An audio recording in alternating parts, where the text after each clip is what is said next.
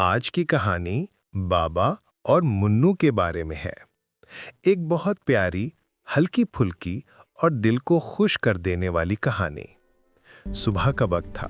घर में हल्की धूप आ रही थी। बाबा अपनी आरामदेह कुर्सी पर बैठे थे। वो काम से थोड़ा थका हुआ महसूस कर रहे थे। उन्होंने गहरी सांस ली और आहिस्ता से अपनी दाढ़ी पर हाथ फेरा। मुन्नू दूर खड़ी ये सब देख रही थी। उसकी बड़ी गोल आंखें और चेहरा तजस्सुस से भरा हुआ। जैसे ही बाबा ने दाढ़ी पर हाथ फेरा, मुन्नू ने फौरन अपनी छोटी ठोड़ी खुजाई। हालांकि उसकी तो अभी दाढ़ी भी नहीं, मगर वो बाबा को कॉपी करने में माहिर थी। कुछ देर बाद बाबा ने अपनी ऐनक नाक से थोड़ी ऊपर की। ये एक आम सी हरकत थी, लेकिन मुन्नू के लिए बहुत खास। उसने अपने टेडी को पकड़ा और अपनी आंखों के पास हाथ ले गए, जैसे वो भी ऐनक ठीक कर रही हो।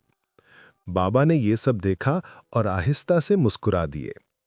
वो चुप रहे ताकि देखें कि मुन्नू अगला क्या करती है। फिर बाबा सीधे बैठ गए, कमर सीधी, हाथ आराम से रखे, बिल्कुल एक परफेक्ट बैठने का अंदाज। मुन्नू ने फौरन अपनी जगह बदली, वो भी सीधी बैठ गई। वही हाथ, वही पांव, जैसे वो छोटी सी कॉपी हो, बाबा की कॉपी। फिर बाबा ने अखबार उठाया, आहिस्ता से खोला और पढ़ने लगे। सफ़ों की सरसराहट कमरे में हल्की आवाज बना रही थी।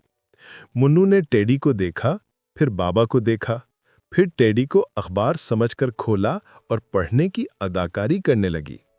कभी आंखें तंग करके देखती, कभी सर हिलाती, जैसे वाकई समझ रही हो।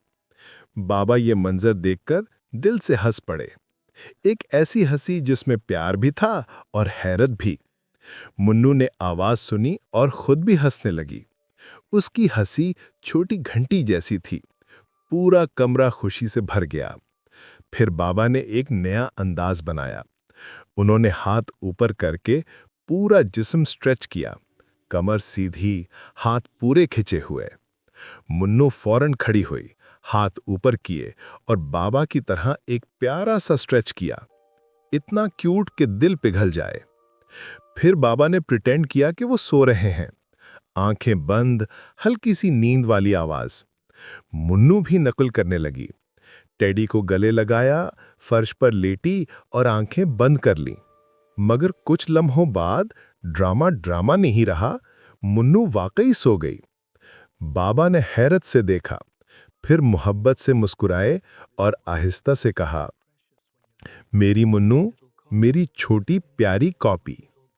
इस लम्हे ने पूरे घर में सुकून फैला दिया, क्योंकि बच्चे सिर्फ सुनते नहीं, वो देखते हैं, सीखते हैं और उसकी नकल करते हैं जिससे वो मोहब्बत करते हैं।